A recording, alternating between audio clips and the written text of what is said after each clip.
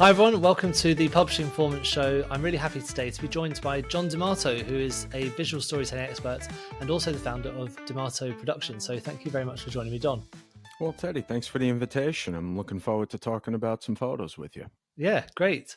So why don't you tell me a bit about your backgrounds? Because I know you're a photographer and you also specialize in visual storytelling for entrepreneurs, authors, speakers, and things like that. But give me a bit about your backgrounds and what led you into photography. Well, what led me into this world back in 2017 was, what's a good way to put this? I'd say utter frustration with trying to be a jack of all trades and a master of none. I mean, prior to being a professional photographer, I worked in television as a field producer for a talk show in New York City and then in Stamford, Connecticut. And once I quit, I was photographing headshots, and by that I mean once every 6 months, and in between all of that, I shot 9 million networking events and different types of corporate outings and dating profiles and pictures of dogs and all this other crap that I would do. But around 2016, 2017 is when a light bulb moment happened, when I encountered a professional personal branding specialist who needed photos for her social media to help promote an upcoming book. And it was through that conversation that led to me thinking about how I can create opportunities to shoot stuff that A, was more interesting to me, but B, and more importantly, was more valuable to more people. Yep. So that's what helped form this branding photography business that then led into shooting live events and trainings and other things of that nature, which then ultimately led to photographing these people's books. So Yeah. That's where I'm coming from. I didn't know that people got professional photos for their dating profile, I have to admit. Let me tell you something. It's a thing and it sucks, but it is definitely something that I did for about 2 years on and off. Yeah. Yeah, nice. I wouldn't ask if you did any famous people, but No. See, that's the thing. Famous people don't need it because they have paparazzi photos and they have Raya. They're good to go. As far as who I was working with, yeah, it's a little different story. So the reason we wanted to talk today was because a part of your business is called the Book Boudoir, and it's essentially very, very professional photos of your book, but for use for things like marketing, that sort of thing. So give me a bit of background into that business and exactly why you do that business. Well, the business was born out of a conversation with a client who saw photos that I took of another client's books. It was a stack of books during her branding session that I photographed, and I did like a design pattern with like 12 or 13 of them. He saw that, reached out to me in an email and asked, do you photograph books on their own? And at first I thought to myself, why would I want to do that? I don't understand the need for it. But we got on a phone call, started chatting about it, and he talked about how it could be interesting to be able to include independent photos for authors, specifically for those looking to launch their book, and how that those assets could be something more dynamic than just simply having a two-dimensional image of the cover. And as I was thinking about it with him and brainstorming back and forth, I threw out the question, well, what about the inside of the book? I mean, that's the whole meat and potatoes of the book in the first place. Maybe we could figure out a way to make those pages shine in some way, shape, or form. And from that conversation, that's how Book Boudoir was born. And funny enough, the name Book Boudoir came from yet another expert colleague of mine who saw some of the samples that I was creating, and he's like, wow, those are sexy. Those are sexy. You got to call it something cool. And next thing you know, the name Book Boudoir stuck. But essentially the point of that service is to create an opportunity for authors, not just who are launching their book, but also to revive an old title. Maybe it's on the back list, but they want to try to revive sales, or It's just an expert that wants to create an added layer of visual storytelling to what they're already putting out there, in addition to, yeah, I write a book, but I'm also a coach and I'm also a consultant and I also speak on stages. So the photos of the cover and the spine are great for marketing, especially the way I photograph it, where you leave a lot of negative space that creates opportunities for these authors' design teams to be able to put in branding elements and text elements and CTAs and all of those things to be able to draw attention to the cover, to the title, to be able to drive sales during a launch. But on the back end of it, it creates an added layer of content that looks uniquely compelling and interesting, because I'm photographing, pull quotes and section headers, unique design elements, illustrations, back cover images, recommendations, all of those different things, because they all can serve a unique purpose to be able to tell their story visually and to be able to catch the eye of someone who they can potentially help through their expertise. Yeah, absolutely. I mean, the word you just used just then, sexy, is a really good way of describing them, because you look at some of the pictures on your website, some of the examples that you've used, they look like adverts from GQ or Forbes or something like that. They look like they basically make the books look really buyable, which I guess that is the whole point of what you do. It is. I mean, on the aesthetic level, yes, but there is a hefty amount of strategy that goes into those sexy images, because at the end of the day, when you think about photos of a book, they parallel those of the photos of the person, which is, yes, the photos need to look good, because if you do not feel like they are flattering you, you're never going to use them. But at the same time, there needs to be a level of value in what is being shown in that image. So if I'm photographing a pull quote, it needs to be in focus and shot in a certain way so you can actually absorb what that content is, and then be able to read on in the caption that follows up on it and complements it and expands upon that thought. So there needs to be a value piece as well when thinking about these. But yes, I do enjoy making the books look good. So with these photos, like the first thing that I thought, just because of my background working mostly with Amazon booksellers, is that it could be a great use for the A+ content on people's listings. So to show people the inside of the books, because I always think, especially some of these really nicely produced books, you've got charts or you've got images or you've got something that's engaging inside the book that's not just words. You've really got to be showing people that content. Yeah, and the A+ material gives the author a lot of play space with which to work, because you're not only just going to use the images, but then you can create custom copy. You can add in not just book boudoir photos, but you can also add in branding photos. You can add in icons. If you have custom illustrations within the book, that can be leveraged as well. I mean, there's a wealth of opportunities with the A+ space on every author's page. And I've seen quite a few interesting examples of it with or without the books. There's a lot of play, but when you incorporate the books, images, that's when it starts to get even more compelling and interesting. Yeah. Are there any particular things that you use for different types of books? So, for example, for a non-fiction book versus a fiction book, are there any particular ways that you'd photograph it differently between those two? Regardless of whatever book that's in front of me, the approach is always dictated by the layout. It's dictated by the colors. It's dictated by the texture of the cover, whether it's a hardcover or a soft cover, if it's matte or reflective.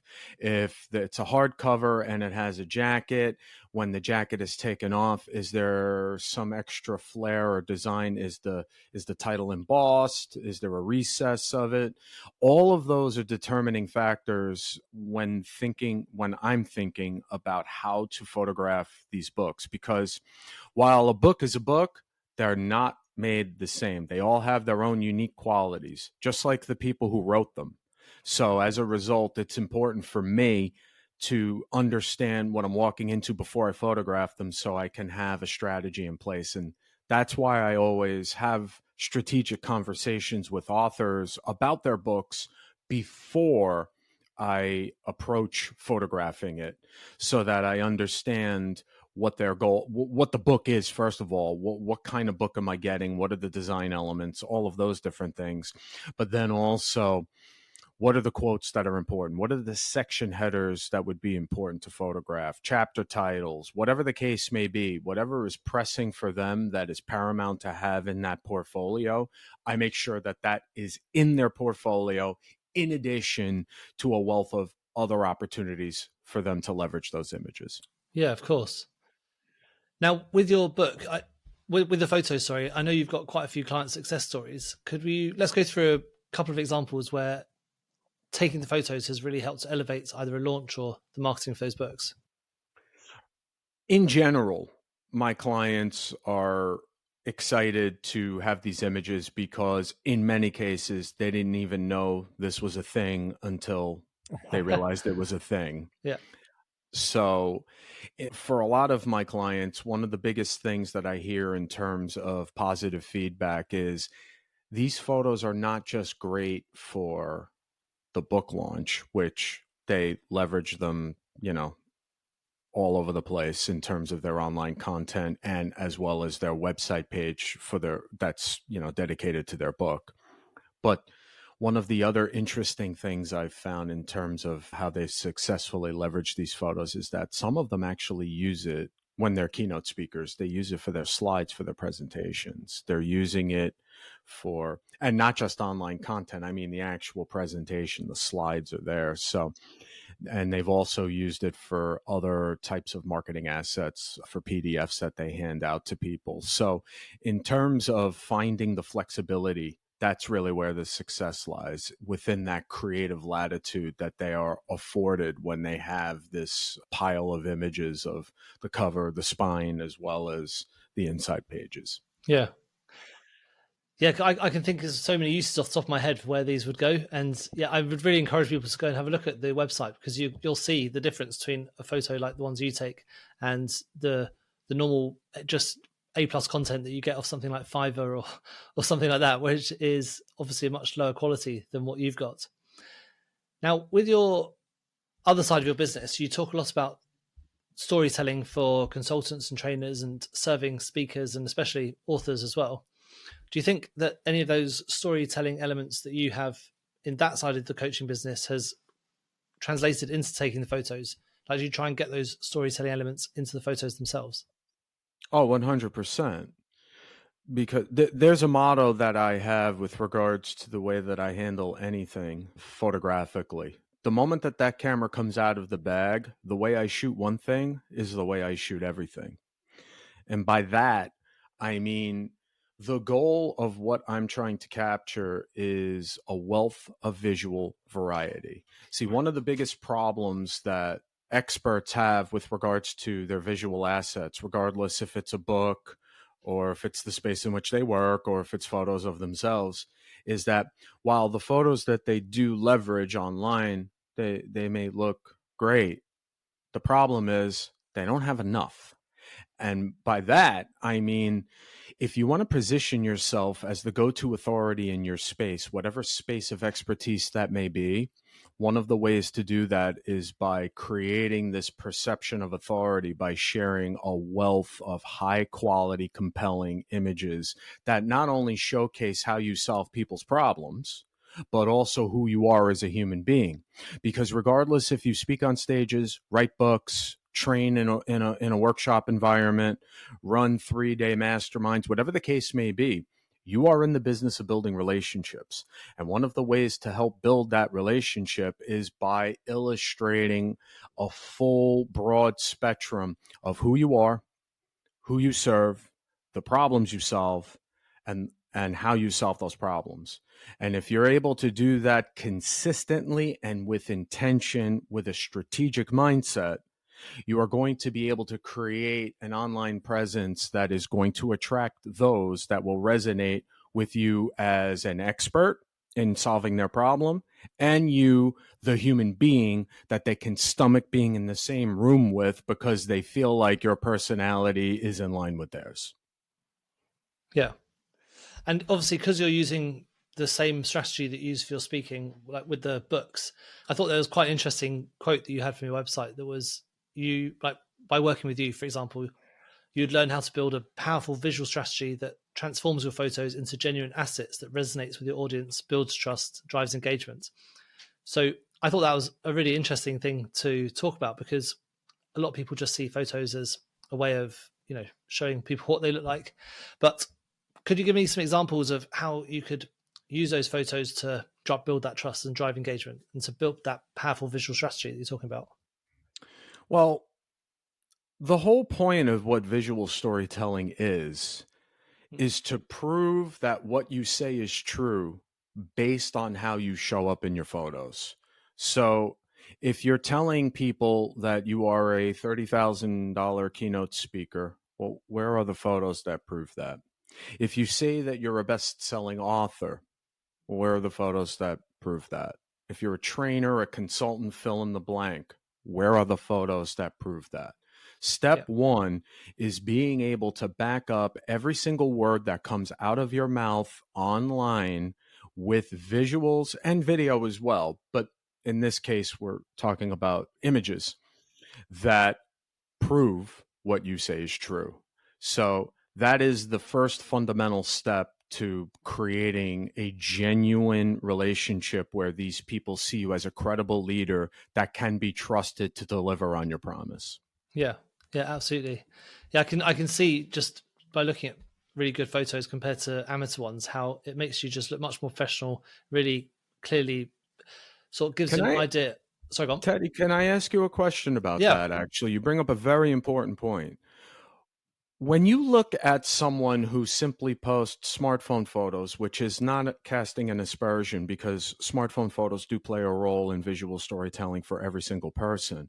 But when you look at someone who only posts that on their website, on their social, everywhere, versus someone who has clearly invested in themselves and gotten a series of high quality, professional, compelling portraits and or book photos and event photos, what's the difference in your mind, and how do you perceive those two different people? Yeah, I mean, you're automatically thinking someone who's, as you mentioned, invested in themselves and started thinking about what their brand's going to look like and how everything links together and how it's creating that story that you're talking about, is much more invested in their audience as well. If you're spending that time making sure that you're coming across well, that shows that you're a real serious person that is going to be taken seriously and also provide a great service. Oh, yeah, that's okay. Thank you for the clarification. And I suppose that is exactly the same with the books as well. So if we are thinking about the books, if you've got great photos of the books, especially if you're going to be doing marketing, not just on Amazon but outside, that's going to make quite a big difference. It is. Now listen, at the end of the day though, when it comes to, let's say you're an emerging author. Let's say you just quit a job and you wrote a book and you're just starting out. There is nothing wrong with simply using smartphone photos and using two-dimensional graphics of the cover, because that is what is available to you. However, there is a level of importance in understanding that there are levels to this whole thing when it comes to attracting a broader audience, to attracting a higher quality level of audience, to attracting the right types of people for you. And that as you go along in your journey, it's essential that you start to pay more attention to investing in how you are presenting yourself to the outside world and specifically to those that you want to serve. Yeah. For people that are just starting out and maybe don't have budget to work with a professional photographer straight away, are there any interesting shots that you think someone could do at home that maybe could be the first step to elevating their game for their books? Well, yes. I mean, at the end of the day, what would be very important would be to share images of you, the human being, and you can take those with your smartphone. But I don't mean just take a selfie, hang it over the top of your head, like as if it's being photographed from a helicopter shooting down. It's a more intentional and strategic approach. In the same way that you would approach a professional session, you need to have that same level of intent behind taking photos yourself. So instead of having the camera in your hand, put it on a stand, use the timer, use the grid to be able to compose an image in a way that is flattering to you and that it doesn't look like you're chopping your head off or you're chopping your chin off and it looks weird.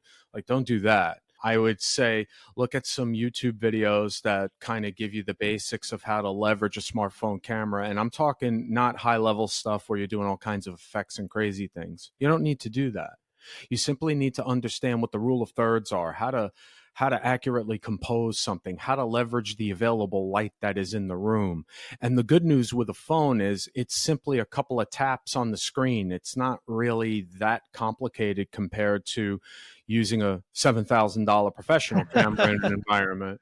But what it does do is it gives you the opportunity to be able to capture headshots of yourself, wider portraits maybe sitting somewhere in your office, how to shoot handheld when you're not shooting yourself and you want to photograph the book, for example, how to compose the book with the camera in your hand, with the phone in your hand, and doing all of those things.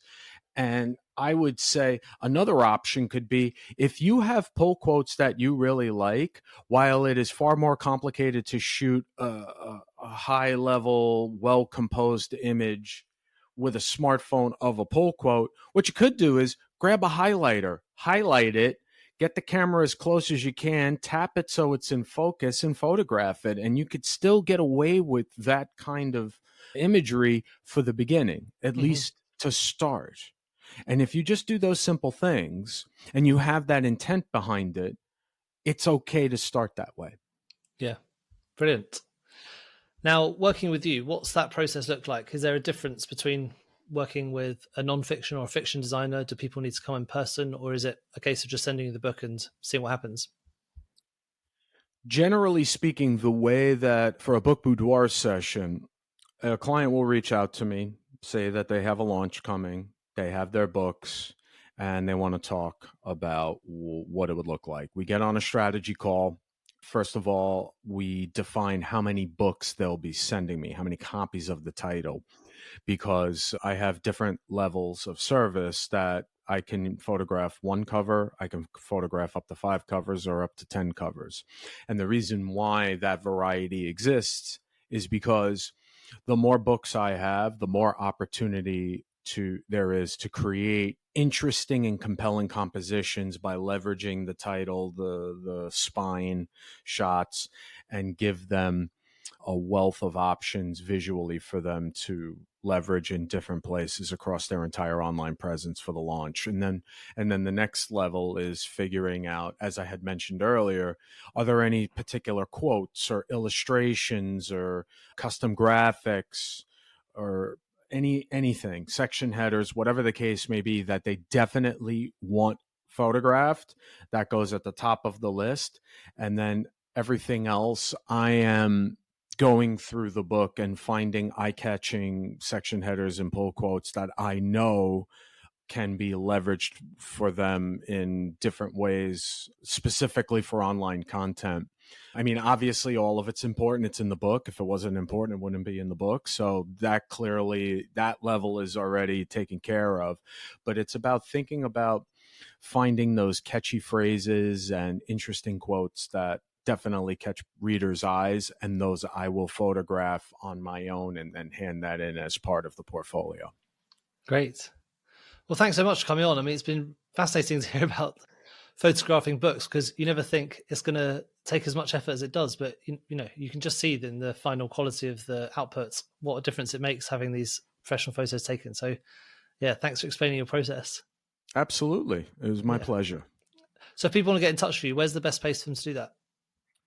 The easiest place to be would be my website, johndemato.com. And if you go on there, I have all the links to my social profiles for LinkedIn and Instagram and Facebook. And for those who are interested in learning a little bit more about visual storytelling, the how, what, and why behind it, I have a blog that I put out 3 times a week. So you could sign up for that on my website as well. And that's pretty much where you should go. Yeah, great. We'll put links to all that stuff in the show notes. But thanks very much for joining me today, and we'll speak again soon. Yeah, the pleasure was all on this side of the camera, my friend. Speak soon. Thank you so much for tuning into the Publishing Performance Podcast. I really hope you found today's episode inspiring. I love chatting to authors, writers, and people in the publishing world. Now, just before we wrap up, let me tell you about Publishing Performance, the #1 platform for authors who want to increase Amazon book sales, but are not really sure where to start. Now, this show is all about helping you to sell more books. And if you're looking to boost your publishing game and to maximize your book's potential on Amazon, then Publishing Performance is designed to help authors just like you to grow your readership and to reach a much wider audience. Now, I know that Amazon ads can be slightly complicated, which is why Publishing Performance is like having a personalized ad account manager to create your ad campaigns, to choose your best keywords, and to make adjustments in real time.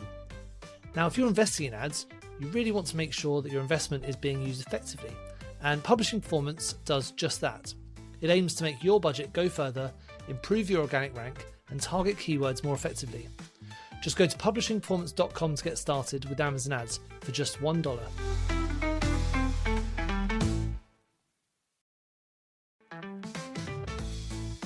Thank you so much for tuning into the Publishing Performance podcast. I really hope you found today's episode inspiring. I love chatting to authors, writers, and people in the publishing world. Now, just before we wrap up, let me tell you about Publishing Performance, the #1 platform for authors who want to increase Amazon book sales, but are not really sure where to start. Now, this show is all about helping you to sell more books. And if you're looking to boost your publishing game and to maximize your book's potential on Amazon, then Publishing Performance is designed to help authors just like you to grow your readership and to reach a much wider audience. Now, I know that Amazon ads can be slightly complicated, which is why Publishing Performance is like having a personalized ad account manager to create your ad campaigns, to choose your best keywords, and to make adjustments in real time. Now, if you're investing in ads, you really want to make sure that your investment is being used effectively, and Publishing Performance does just that. It aims to make your budget go further, improve your organic rank, and target keywords more effectively. Just go to publishingperformance.com to get started with Amazon ads for just $1.